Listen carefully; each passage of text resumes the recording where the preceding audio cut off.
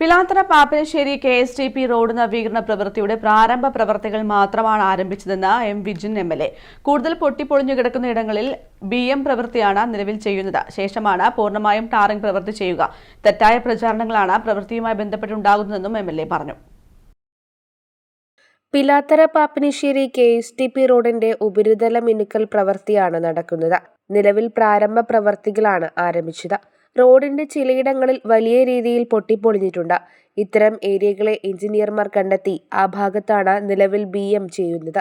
ആദ്യം ഈ അപാകതകൾ പരിഹരിച്ചതിനു ശേഷമാണ് പൂർണ്ണമായും ടാറിംഗ് പ്രവൃത്തിയായ BC ചെയ്യുക. യാത്രക്കാർക്ക് സൗകര്യപ്രദമാകും വിധമാണ് രാത്രിയിൽ ടാറിംഗ് ചെയ്യുന്നത്. എഞ്ചിനീയർമാരുടെ സാന്നിധ്യത്തിൽ തന്നെയാണ് പ്രവൃത്തി നടക്കുന്നത്. പ്രാരംഭ പ്രവൃത്തി ആരംഭിച്ചപ്പോൾ തന്നെ ടാറിംഗ് പൂർണ്ണമായി എന്നാണ് ചിലർ തെറ്റിദ്ധരിച്ചിരിക്കുന്നത്. ഘട്ടം ഘട്ടമായി പ്രവൃത്തി പൂർത്തീകരിക്കാനാണ് ലക്ഷ്യമെന്നും MLA പറഞ്ഞു. സ്വാഭാവികമായിട്ട് ചിലയിടങ്ങളിൽ പ്രവൃത്തി പൂർത്തീകരിച്ചയുടൻ വലിയ ലോറികളും വാഹനങ്ങളും അതിലൂടെ കടന്നു പോകുന്നുണ്ട്.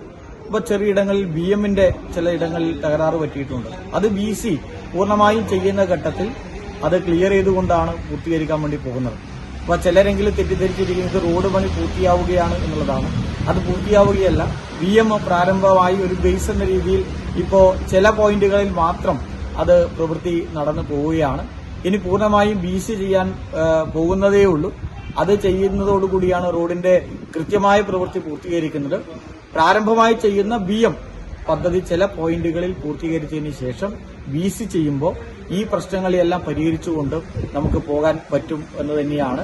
ഇത് സ്വാഭാവികമായിട്ടും BC ചെയ്യുന്നതിന് മുന്നേ BM ചെയ്ത പോയിന്റുകളിൽ ഈ പ്രശ്നം കാണുമ്പോൾ തന്നെ ജനങ്ങൾ ചിലരെങ്കിലും തെറ്റിദ്ധരിച്ചത് ഇത് റോഡ് പണി പൂർത്തീകരിക്കപ്പെട്ടു എന്നുള്ളതാണ്.